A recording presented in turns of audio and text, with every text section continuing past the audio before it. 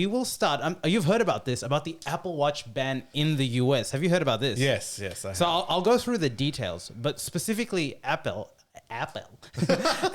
is being sued, taken to court by a medical technology company called Masimo. Not to be confused with Massimo, the clothing brand. I was like, shit, man, they're really branching out. They really are.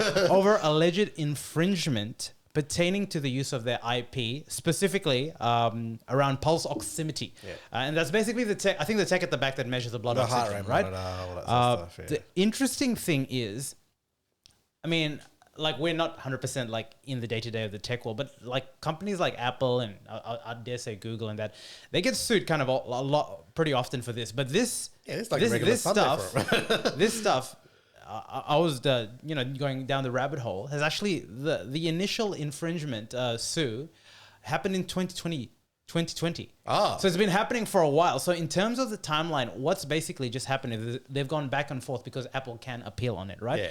But essentially, as early as recent rather as October, the U.S. International Trade Commission basically said done. Like we've confirmed that they've indeed violated the patent by Apple, and it's blocked. So what happened is in December 24th specifically, that's when it became officially blocked, right? Yeah, the So sale of Apple the sale, Watches, and that's when you started hearing the news in your major sort of news outlets, and it became a big deal. December 24th, obviously December 25th, Christmas time. Yeah. A lot of it just coincided with like a lot of news articles, and the fact that a lot of people buy Apple products for like Christmas presents, etc., etc. Yeah.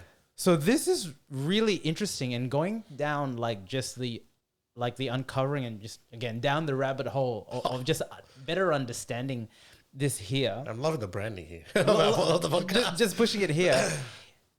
So they're suing specifically for patents, right? Yeah. And do you have an Apple Watch? Yes, I do. You do have an I'm not Apple wearing Watch? it at the moment, You know what but version do you have? Because the version that they're talking specifically is from 6 onwards. I have a 7. Yeah. You have a 7, so it has it. But the latest versions are the 9 and the Ultra 2, Yes, I believe, are the ones that specifically. That's right. Yeah. So interestingly enough, the ban is only in the US.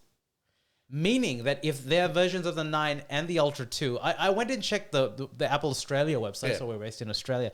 Couldn't really find it. Like the numbering is a little bit Yeah, that makes sense. interesting. That's the US Trade Commission that's Correct, rules, right? So that is an interesting element, and I'll tie it up a little bit later. But it means that theoretically, and just to make things a little bit more complicated, as at now, today is the 29th of December, the High Court of the US has pushed the ban. So Apple made an appeal. Like this is literally just hours today. Yeah. And what it means is they'll go back again. It gives Massimo an opportunity to go back and when you appeal, it goes back and forth and back and forth.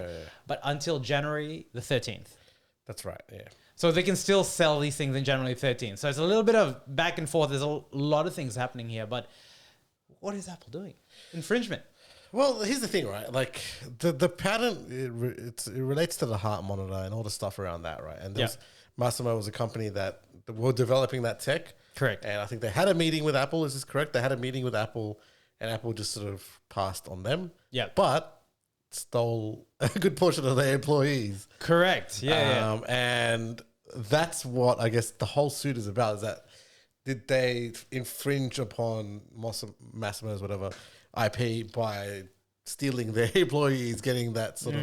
I mean, obviously it's making it a new version of it, but the knowledge is coming from that company. Well, this is where I think it gets pretty grey, because if you're not researching about this specifically and you hear the word sue for intellectual property and patent, you're thinking that they're copying outright, right? Yeah. But how they came about, like the logistics of it is specifically, well, when you say stole, they poached, right? Yeah. And in business, headhunting and poaching happens every time. It's everywhere. not illegal, right? It's not illegal. So then the question you've got to ask yourself is, okay, if this happened and they poached, because you as an employee it's not illegal to be poached, But is there any regulation around poaching? Well, here's the way I try and think about it is, if you're just say a partner for a law firm, right? When you leave or if you get fired, there are non-competes, right? That's right. Specifically. Yes. But when it comes to intellectual property, and this is where things get grey, if you if you poach someone who is an engineer, who's been instrumental to creating, and I'll talk specifically about the CEO of Massimo, who had very, very strong wording about the way that he described Apple's behavior about them poaching, right? He said that it was very anti-competitive and that they were paying their employees very well to begin with, right? These engineers. But Apple was going ultra above and beyond, like very anti-competitive to get these individuals. So what happened is... And it wasn't like a small... It was like 20, 25 Yeah, so that's a whole system, right? So it's basically buying out the company without buying out the company. Well, that's the irony of it, right? So I was hearing an interview by the CEO of Massimo, and the reporter asked, did you not have a chat with Apple? Could not they have licensed it and stuff like that? And they were open to that conversation. But apparently, from Tim Cook's perspective, he didn't want that. So he, instead of licensing... So what they did is during COVID is when these new versions had this version of... They researched a whole group of companies that were doing this proximity, oximeter, or whatever it's called, the best. And there were 2 companies, of which Massimo was one of them. So they went and had a chat with them. I don't know if figures were exchanged in terms of maybe what a licensing could look like.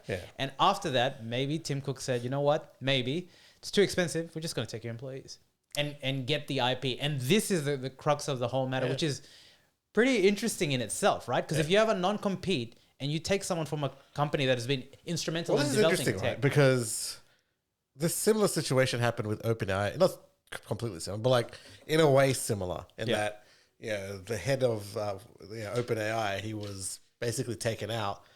But Microsoft, with their AI ambitions, were like, we've got a place for you right here. Create your own version of it right here.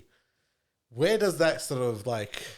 Where's the grey line? Where's it's a bit grey in terms of like, there's no certain line in terms of you can't do that because you can't create that same thing over there. It'd be like the same thing if Apple wanted to seriously get the gaming, which they say they want to at the moment, and they poached all these people from Sony, from Nintendo, from Microsoft, and said, okay, we're making a new gaming company with all these guys, and they're going to make this new console, and it's going to be like the Xbox, but sort of like the Switch, and like isn't that sort of IP? Well, IP. Where's the line in there? There is no line. I mean, in the sense that IP is creative, right? It's intellectual property. So if you conceive an idea, and you're working for a company, could you not tell the company that I should get proceeds because it's my intellectual property? But the thing is, when you're working for a company, you effectively, as an engineer or a scientist, you kind of sign those rights to a degree, right? In the same way that an artist signs their rights to they align themselves to a record company. But again, I think the interesting thing here is listening to the interview of this CEO, he used words like Apple could have done the right thing.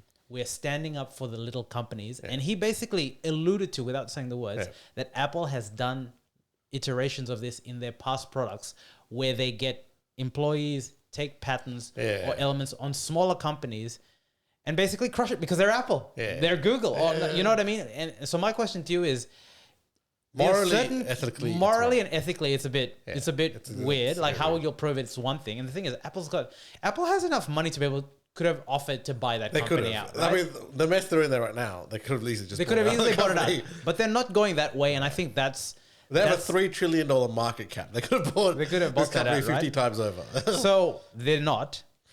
And apparently they've been doing this for, like, what's to say that, what else? Like in their iPhones, there are other elements or silicon chips or whatever that they've taken that innovation. Yeah. The other thing is with Silicon Valley, everyone sleeps with everyone in the sense of the engineers go to Google, Facebook, they're just doing the rounds, right? Yeah. Like, so as if there's not. Especially with like the year that, we've had in the tech industry with all the crashes. Exactly, with all the crash, with all the redundancies. Yeah. Like you're going to have iterations of IP just mashing themselves there. But this is I think where the muscle guy is like, he feels it's targeted. 25 of your employees leave to Apple. Yeah. Feels targeted. Right? Exactly. Yeah. Exactly. So that's I guess, the basis of his legal argument. And I think he's one at a certain point. And the interesting thing right now is, so there's an analyst Ming-Chi Kuo. He's a guy that leaks sort of Apple sort of stuff before they, come out, when they're in production, basically. And he's been told that the Apple Watch, the next one, is a complete redesign like the iPhone 10 was. Yeah. It's going to be completely different. Like what that could be, I don't know. Yeah. Obviously, it could be like, they might look for another company, buy it out, put that heart rate monitor stuff in there. Could be like a circle watch instead of like the rectangular. But it's following on with these design changes that are happening at the moment with Apple. So it's an interesting time for them. What I find interesting is like, so what do you reckon like it would be the average age of a consumer that buys the Apple Watch? Oh, If you were to roughly put the biggest cohort, it would be like 25 to 35, surely. The biggest I've cohort. seen older people actually wear I know, it too. no, there definitely is. But you reckon on average, it would be that, right? Yeah. The reason I say that is this seems like such a hill to die on. And again, let's keep it real. Apple have so much money that for the lawyers, the fact that they got this appeal is massive in itself. Yeah. If you're a small, the amount of resources that you need to do to get an appeal like this is insane, right? Yeah. That's number one, right? So the reason I'm saying this is if you remove that blood oximeter, you wouldn't bat an eyelid on it. For your age gap, you wouldn't. But if you're 45 and 50 and above, then you would. I just find it odd that for a very specific feature, which is measuring blood oxygen, which is very niche if you really think about it, right? Like who needs 100%? I wouldn't even know, right? Who needs 100% accurate? Like if there are watches, and this company does it, that specialize specifically in that they would go through all of that for one function that you probably, I mean, when you talk, I have an Apple Watch, you're not bragging about blood oximetry measurement. You're talking about other things, right? Like I would, if I was Apple, try to settle and just, I don't know, maybe get rid of those employees and start up a new division of that. Like, I don't know. Yeah. It's just a bit like, is it worth all this drama? But that's what I mean. I do think that, again, I find it really interesting that this CEO has noted, and I'm sorry, I just forgot his name, that Apple has done this to other companies before. In terms, so like I said, I'd be intrigued to know. Like, I'm pretty sure the Vision Pro is based on something else. Zuckerberg. But does that mean that these companies are just too big to fail? Like, are we stifling innovation by putting so much? Like, what is the incentive of me to go away from Apple as an engineer? So a lot in Silicon Valley, a lot of the innovation comes through hard software, right? Yes. Tech, AI, right? So they're behemoths of companies that control hardware and manufacturing, right? Yeah. And that requires intellectual property as well, right? So what is the incentive for me to go into hardware and manufacturing if engineers are just going to either steal my IP, steal my engineers, big companies, and ingest it because they've got the economies of scale there? That's what makes it really difficult. If you were from a Google X engineer, did your own startup, thought of a new software that you didn't think about when you're in Apple, so they have no lay of claim. Well, here's the thing. It maybe goes back to what you said before, right? Like, these people are employees, but they have no stake in the company, right? Correct, they have no equity or anything. Maybe they've got as an employment shares, but the thing is, as an employment contract, you probably have to say you have a stake in this product. Yeah. If this does well, you do well. Yeah. Something like that. Like, that's the thing, right? Like, companies can't be as greedy anymore as before. Like, if you're gonna go to that length where to say you can't work for those people because they're doing the same thing. Well, you can, like, for engineers and software developers, especially in Silicon Valley, they're guns for hire, man. Yeah. They're the most one of the most remunerated and compensated occupations there.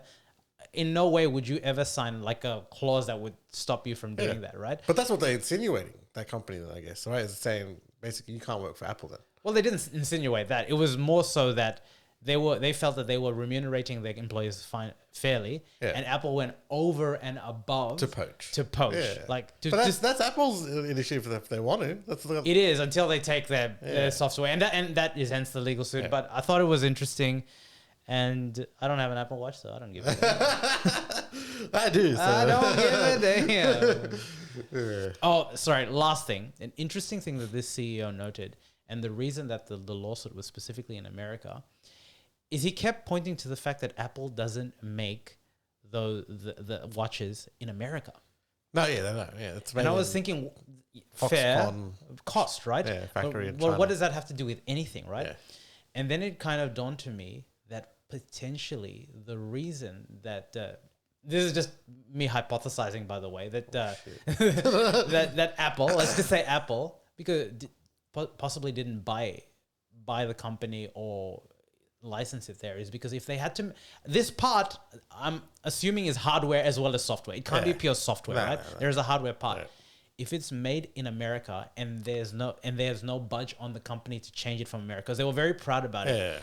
the cost would be much more than yeah, much more than much more, way more. You tell me in an Apple Watch that is $600 or $700 in Australia. It's obscene how expensive these things are. Yeah. If they're making it in China and Vietnam, which is where they are, I googled it. Bart better be correct. How much margin are they going to make? Like keeping the manufacturing costs there versus America? A lot. That's a lot, right? And they moved to India as well. They've made iPhones in India. Exactly, now, so right? it's like, So I thought, like, out of everything there, that was it would be the patent thereafter. If they wanted it. the patent. Well, yeah, the patent, definitely the patent. Anyway, naughty Tim Cook. Yeah, Tim Cook, man, naughty, whatever.